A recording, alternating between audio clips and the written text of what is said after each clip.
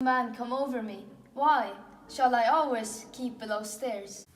Thy wit is as quick as the greyhound's mouth it catches. And yours as blunt as the fencer's foils, which hit but hurt not. A most manly wit, Margaret. It will not hurt a woman, and so, I pray thee, call Beatrice. I give thee the bucklers. Give us the swords. We have bucklers of our own. If you use them, Margaret, you must put in the pikes with a vice, and they are dangerous weapons for a maiden. Well, I will call Beatrice to you, who I think has legs. And therefore will come.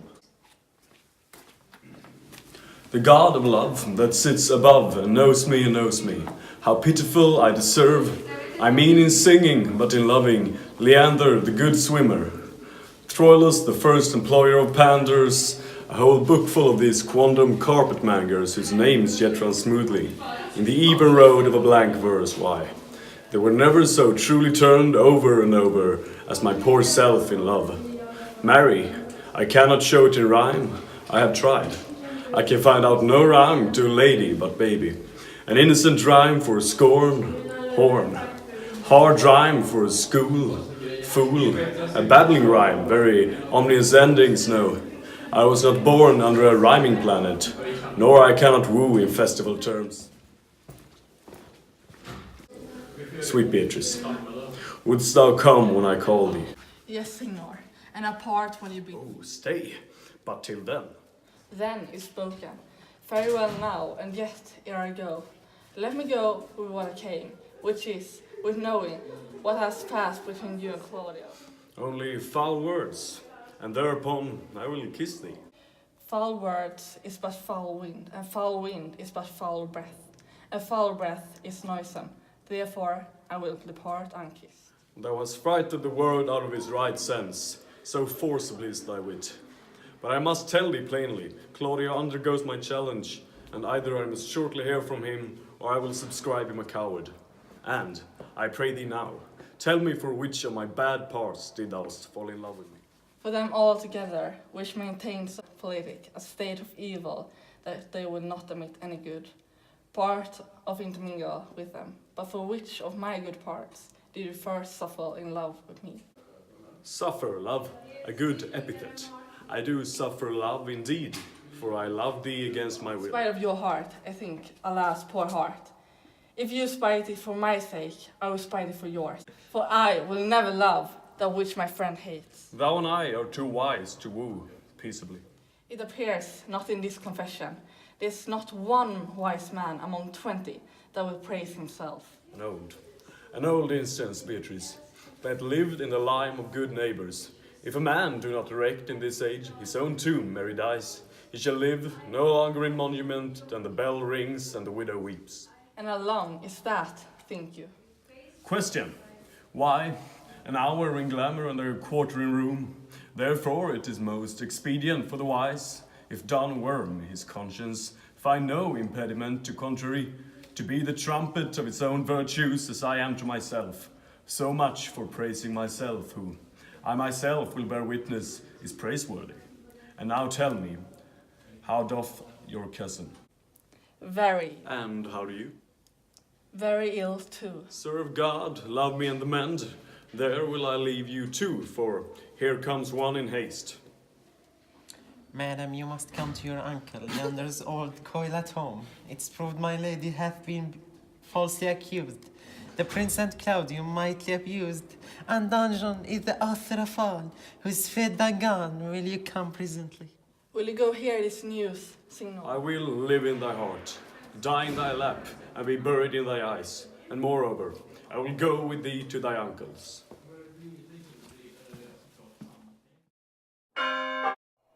Is this the monument of Leonato? It is, my lord. Done to death by Salander's tongues, was the hero that here lies. Death in garden of her wrongs, gives her fame which never dies. So the life that died with shame, lives in death with glorious fame. Hang thou there up in the tomb, praising her when I am dumb. Now music, sound, and sing your Sonnenheim. Pardon goddess of the night, thou that slew the virgin night. For the witch with songs of we, round about her tomb they go. Midnight assist your moan, help us to sigh and groan. Heavily, heavily, graves yawn and yield your dead, till death by uttered heavily, heavily. Now unto thy bones good night, yearly will I do this right. Good morrow, masters. Put your torches out. The wolves have preyed, and look, the gentle day. Before the wheels of Phoebus round about, dapples the drowsy east with spots of grey. Thanks to you all, and leave us fare you well. Good morrow, masters, each his several way. Come, let us hence, and put on other wheels. And then to Leonatus we will go. And Hymen now with luckier issue speeds than this for whom we rendered this week. Did I not tell you she was innocent? So are the prince and Claudio who accused her, upon the error that you here debated, but Margaret was in some fault for this, although against her will, as it appears, in the true course of all the question. Well, I'm glad all things sort so. So am I, being else by faith enforced, to call young Claudio for a reckoning for it. Daughter, and you gentlemen all, withdraw into a chamber by yourselves, and when I send for you, come hither masked. Prince and Claudio promised by this hour to visit me. You know your office, brother. You must be father to my brother's daughter, and give her to young Claudio. Which I will do with confirmed Count Friar. I must entreat your pains, I think. To do what, Signor? To bind me or undo me, one of them. Signor Leonato, truth it is, good Signor. Your niece regards me with an eye of favour. That I, my daughter, lent her, 'tis most true. And I do, with an eye of love. The sight whereof I think you had from me, from Claudio and the prince, but what is your will? Your answer, sir, is enigmatical. But for my will is your good will. May stand with ours this day to be conjoined in the state of honourable marriage, in which, good friar, I shall desire your help. My heart is with your life. And my help. Here comes the prince and Claudio. Good morrow to this fair assembly.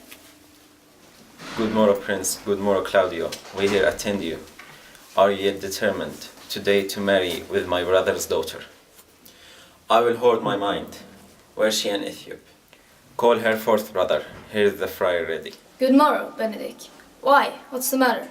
That you have such a February face, so full of frost, of storm and cloudiness. I think he thinks upon the savage ball. Tush, fear not, man. We will tip thy horns with gold, and all Europe shall rejoice at thee, as once Europe did at lusty Jove, when he would play the noble beast in love. Buljav, sir, had an amiable low, and some such strange bull leaped your father's cow and got a calf in that same noble feat, much like to you, for you have justice bleat. For this I owe you. Here comes other reckonings.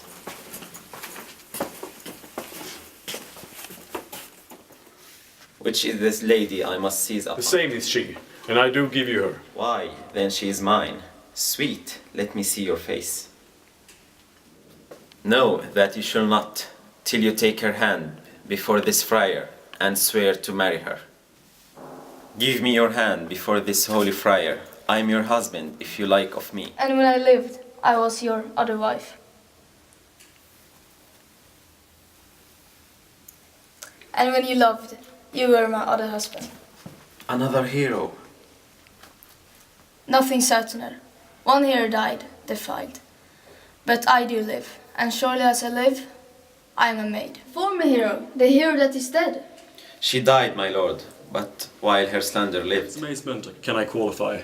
When after the holy rites are ended, I'll tell you largely of our hero's death. Meantime, that wanders in familiar, and to the chapel let us presently. Soft and fair, friar, which is Beatrice? I answer to that name. What is your will? Do you not love me? Why no, no more than reason. Why, then? Your uncle and the prince and Claudio have been deceived. They saw you did. Do not you love me? Throth, no more than reason. Why, then my cousin Margaret and Ursula are much more deceived. For they swear that you did. They saw that you were almost sick for me. They swore that you were well nigh dead for me. 'Tis no such matter. Then do you not love me? No, not truly, but in friendly recompense. Come, cousin, I am sure you love the gentleman. And I will be sworn upon it that he loves her, for here is a paper written in his hand, a halting sonnet of his own pure brain, fashioned to Beatrice. And here's another, writ in my cousin's hand, and stolen from her pocket, containing her affection unto Vic. A miracle. Here's our own hands against our hearts. Come, I will have thee, but by this light I take thee for pity. I will not deny you, but by this good day I yield upon grave persuasion, and partly to save your life, for I was told that you were in consumption. Peace! I will stop your hand. How dost thou, Benedict, the married man? I tell thee what, Prince, a college of wit crackers cannot flout me out of my humour. Dost thou think I care for a satire or an epigram? No. If a man can be beaten with brains, I shall wear nothing handsome about him. In brief, since I do purpose to marry, I will think nothing to any purpose that the world can say against it, and therefore never flout at me for what I have said against it. Conclusion. For thy part, Claudio, I did think to have beaten thee, but in that thou art like to be my kinsman, live unbruised and love my cousin. I had well hoped, though words have denied Beatrice, that I might have cudgelled thee out of the single life, to make thee a double dealer, which out of question thou wilt be, if my cousin do not look exceedingly narrowly to thee. Come, come, we are friends. Let's have a dance here, we are married, that we may lighten our own hearts and our wives' heels. We are going to have dancing afterwards. First, on my word, therefore play music, Prince. Thou art said, get thee a wife, get thee a wife. There is no staff more reverend than one tipped with horn. My lord, your brother John is taken in flight, and brought back with armed men to Messina. Think not on him till tomorrow. I'll devise the brave punishments for him. Strike up, pipers!